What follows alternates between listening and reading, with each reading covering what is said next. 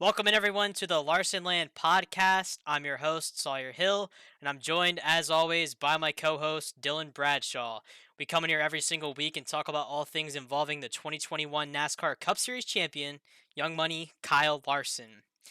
Dylan, I really don't know where to start on today's show. COTA was a race. I think that's all you can really say about it. Four times spinning out for Kyle Larson in the race and a pit road speeding penalty. I think his first of the season.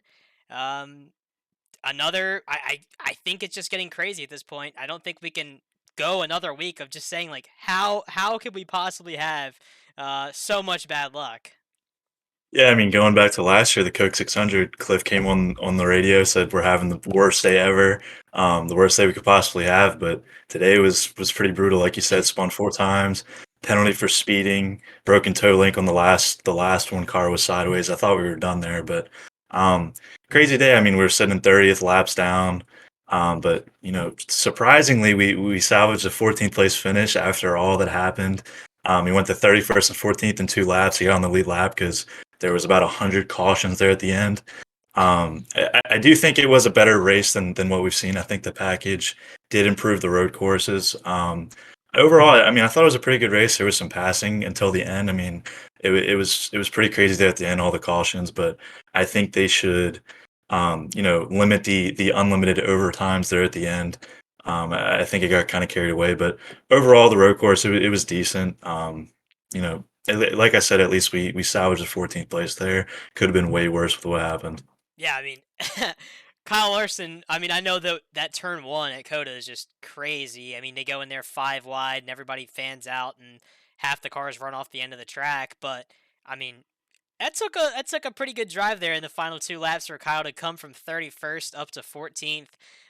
Really, I mean, we were getting ready to post the results for the end of the race like we usually do on all of our social media, and we really were not prepared to post a 14th place finish with like less than five laps to go. We thought he was going to finish two laps down in 31st or 32nd, somewhere in that area. And then all it took was two free passes for Kyle Larson to come out there and pick up a 14th place finish, which really, I think, with the day that he had, you can't really complain about it too much. I mean, like I said, four times spinning out and a pit road speeding penalty. You usually don't finish that good when you have that much stuff go wrong.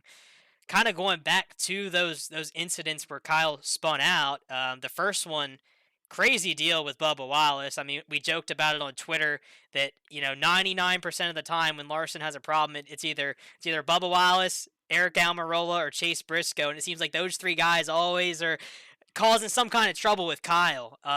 And Bubba, I think, had some kind of failure happen going in. I don't know what turn it was, but absolutely just couldn't get the car stopped, plowed into Larson, and that ended Bubba Wallace's day. And I think ultimately, I think that's probably what led to the broken toe link on the final incident with Kyle in the day.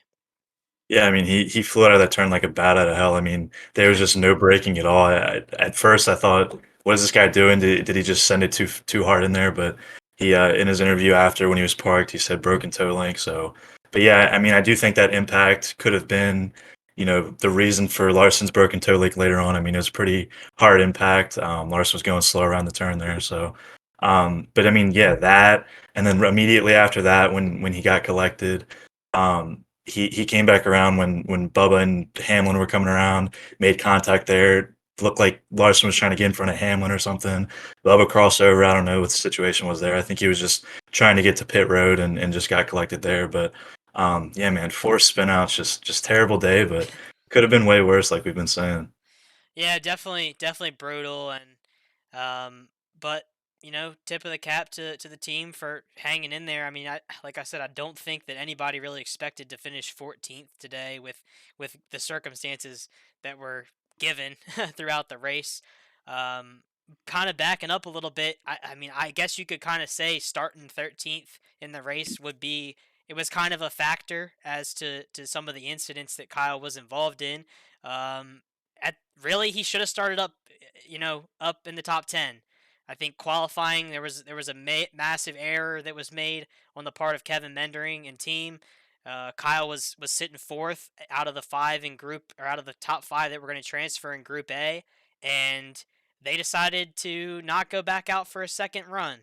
And Kyle sat there in fourth, and AJ Allmendinger put up a lap that was faster, and then so did Noah Gragson, and ultimately knocked Kyle out of the Fast Five and transfer into that second round, and it set him up to start 13th. And I think Kyle definitely had a car that was capable of starting faster than 13th. I mean, he was second fastest in practice on Friday, so just kind of disappointed to see him have to start back that far. And I think we saw it even on the first lap of the race with Jimmy Johnson. I mean, he got involved in an incident there in the back that he couldn't do anything about and he couldn't avoid, and Kyle was in a situation he couldn't avoid either. Yeah, we talked about it a little bit with the qualifying situation. I mean, it makes sense not going out for another run if you're, sitting comfortable at the top and you don't really face the chance of being bumped down. But setting fourth and guys like Allmendinger, I mean, pretty much a lock that he's going to set up a quick Oh lap. yeah. I mean, he's one of the best road course racers in NASCAR history, I would say. So, yeah, I mean, it pretty much destined there. And then Gregson last second, he got a decent lap down and it bumped Larson out. But I mean, I would say he had a top three, top five car. I mean, you mentioned second quickest in practice. First was Reddick. I think Reddick was 5/10 quicker than Larson in practice, but Reddick won the race. He was the fastest car to beat. Just putting out lightning times in practice and qualifying. I think the first qualifying session, he was like a second faster than the next guy or something. It was just insane. So another situation, fastest guy won the race. So you like to see that. It was deserving, even after all the crazy cautions that came. I thought something crazy was going to happen. It was relatively clean, the battle for the lead. I mean, Kyle Busch definitely could have just dumped him and went on his way for the win. So clean racing there up front. Crazy in the back. I mean, around the turn, especially turn one. I mean, 5, 6 wide. It's just insane. Just guys getting collected left and right, and some guys not even making the effort to even turn. They're just Yeah. letting the car go straight, and they're just getting turned by everyone else. So, just mayhem there, especially turn one. Yeah, I'm an advocate for the additional road courses that NASCAR added to the schedule. I like having some variety in the schedule, and obviously, Kyle Larson's been very good on road courses. I know we kind of were joking about this earlier, Dylan, about all these lists that like NBC and Fox and everybody was like putting out, saying like the best road course racers of each generation, and people they were putting Kyle Larson on that list. I don't think he's quite there yet, but I mean, like I said, I'm an advocate for these road courses, but COTA is one that I don't know if NASCAR belongs on at the Circuit of the Americas. I mean, that long straightaway leading into turn number one up the hill, or up the hill, down the hill, whatever you want to say, um, it just leads to a lot of chaos in turn number one. I mean, it's not like you're. I don't think. I think with being fendered vehicles, I think that people don't race with the same respect that we see in open wheel stuff at Circuit of the Americas. You watch a Formula One race there, you can't just go into turn one and bounce off of each other like a bunch of pinballs. So maybe it's the track, maybe it's something with the drivers, but I it wasn't a bad race, but it was one that I'm like, I don't know. I hate to see that at the end of the race, like you said, all these unlimited overtimes where we go in the turn and everybody spins out, somebody cuts a tire down, there's debris all over the track. It's like Yeah, I mean, I don't know if that's racing. yeah, like one of the times they threw a caution, there was like a little bit of dirt on a turn, and they just threw the caution. It's just, but yeah, the unlimited overtimes. I mean, there needs to be a point where I don't know, maybe they go single file restart on one of the restarts. I don't know, but unlimited overtime, it's just never ending. It's going on and on and on, and then they're restarting at the turn one, and it's almost inevitable there's going to be a wreck there. So it's just gonna Yeah. just never ending cycle of restart. So I do think the ending kind of spoiled the race a little bit. I did think, like I said earlier in the beginning, it was a decent race. I think the new package did, provide a better quality of racing, at least a little bit. I mean, we saw some passing. It wasn't crazy, and then we saw first race since I think what 2017 where there's no stage breaks. Yeah. Love to see that strategy plays a factor. It seems like a lot of people are on board for that. No one really likes the stage racing too much, as I see on social media. So I think that was refreshing, and who knows if the feedback is good, then hopefully we can see it translate to some oval races. Because I mean, they're still getting the stage points. The stages are still there.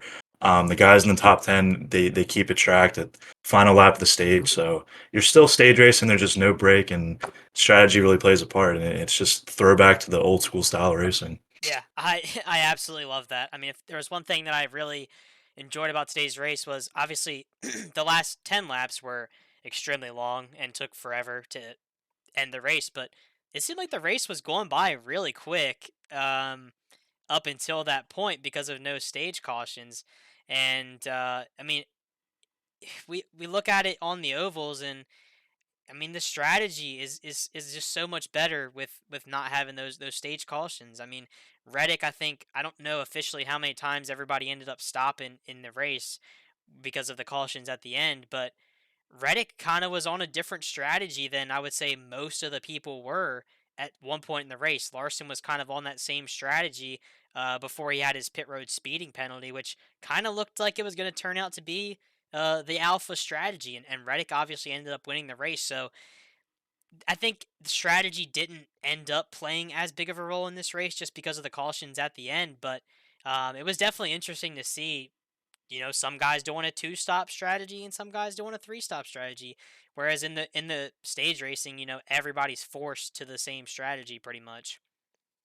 Yeah, I mean it's definitely refreshing to see it was that, and then we also had the choose rule was implemented. So you brought out that whether or not guys going inside or outside on the restart. We saw that near the end with Byron. He Chase Elliott was actually talking about it a little bit, saying he should choose this inside line, and because I was kind of cheering for Byron because Larson was kind of out of the race. You want to cheer for your Hendrick guy, so Byron he was battling with Reddick for a while there in the overtimes, kind of got sent back, but he chose that outside line front one, and he just kind of cycled through the pack and got sent out. So the choose rule definitely plays a big part in this, and yeah, I mean, but the stage racing, I really like it. I hope they, you know, at least consider it at the oval tracks because it's what the fans want to see, and it's nice to see them actually listen to the fans, and it doesn't hurt to try it out. So, but overall, okay race. Larson, decent finish given what was thrown at us. It was terrible, but on the next week at Richmond, not Larson's best track. He's not the best at short tracks, but hoping for a good outing. And I think anything's better than what we got today as far as luck goes. Yeah, I'm definitely looking forward to Richmond. I'll be there at the track. Not sure about on Saturday yet for practice and qualifying. I'm gonna try to be there for that, but definitely gonna be there for the race in the pits. Just like at Daytona, super fun time down there. But looking forward to Richmond. I've never been, and just like you said, a track that Kyle has not been the best at, but.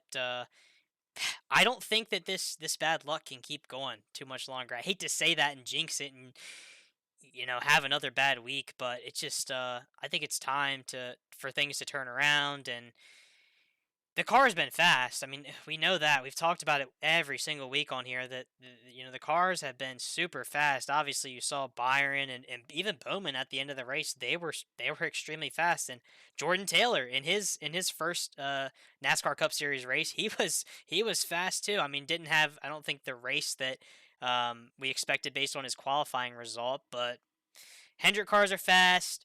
I think Richmond's going to be a good one, and hopefully going to be in or around victory lane this time next week. Yeah, hopefully. I mean, he has one win at Richmond. He's not awful there. I mean, seven top tens and 16 starts. So his average finish is 11. So not terrible at Richmond, but man, I don't know if anyone has anything for Byron. Byron has just been insane. He almost won the Xfinity race on Saturday.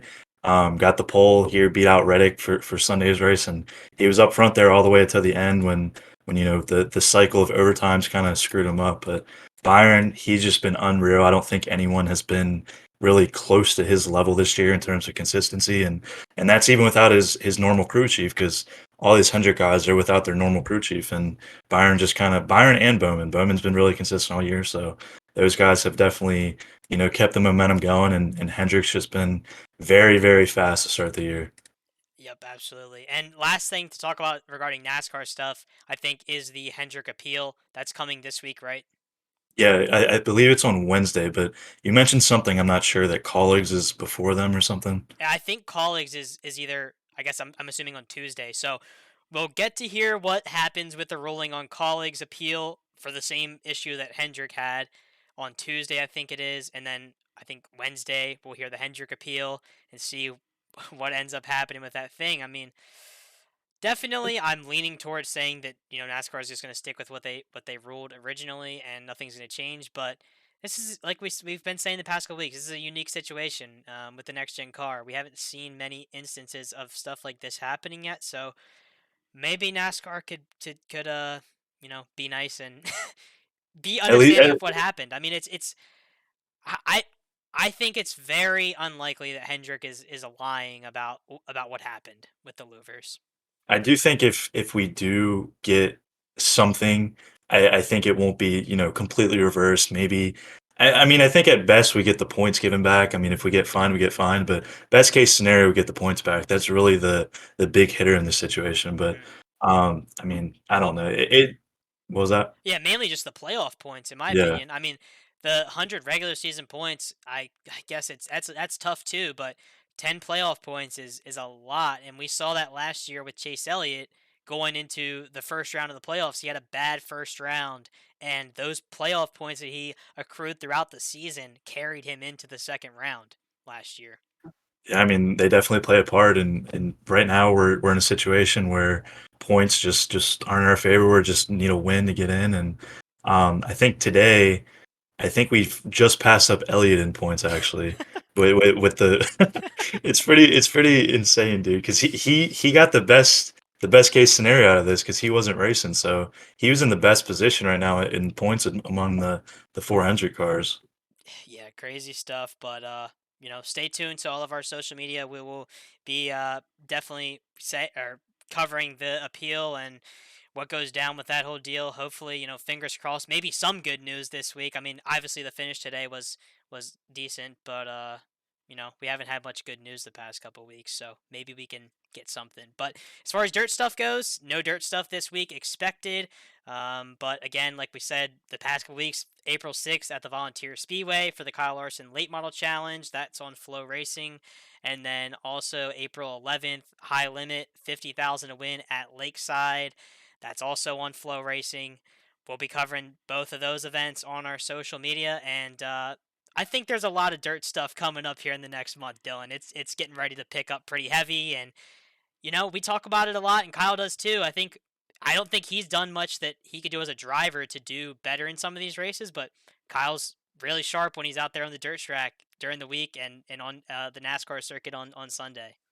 Yeah, it's been too long. I think it was just kind of expected that, during the West Coast swing with NASCAR, nothing was really going to happen. But as we're kind of settling back in on the East Coast, that things will pick up. And one little piece of news, with the race on April 6th, the late model race, Kyle Busch actually got a ride. He'll be driving Brandon Overton's late model on that. So that's cool to see. I mean, I think the more NASCAR drivers that compete in that, the better. Kind of throwback to Prelude to the Dream that Tony Stewart kind of set up. All the NASCAR guys trying their hand in dirt racing. So the more the merrier. It just makes it a better show, better turnout for everyone. So that's cool to see. And like I said, hopefully some more guys can consider racing in that. Absolutely. Definitely looking forward to seeing Kyle Busch. We talked about it on the podcast before how good of a driver he is and how, I've thought that he would be good to do some more dirt stuff. So, going to be interesting. We're looking forward to that event. Looking forward to Richmond this weekend. I will have an on location video. First time for one of those since Daytona. So, just looking forward to that. Stay tuned for that video. And that should pretty much wrap up today's show. So, we'll be back again next week at some point to recap Richmond and look ahead to the dirt stuff coming up soon. If you're watching this on YouTube, please don't forget to like this video and subscribe. And if you're listening on Apple Podcasts, please follow our podcast so you don't miss a thing. Have a great rest of the week, everyone. We will see you in the next episode.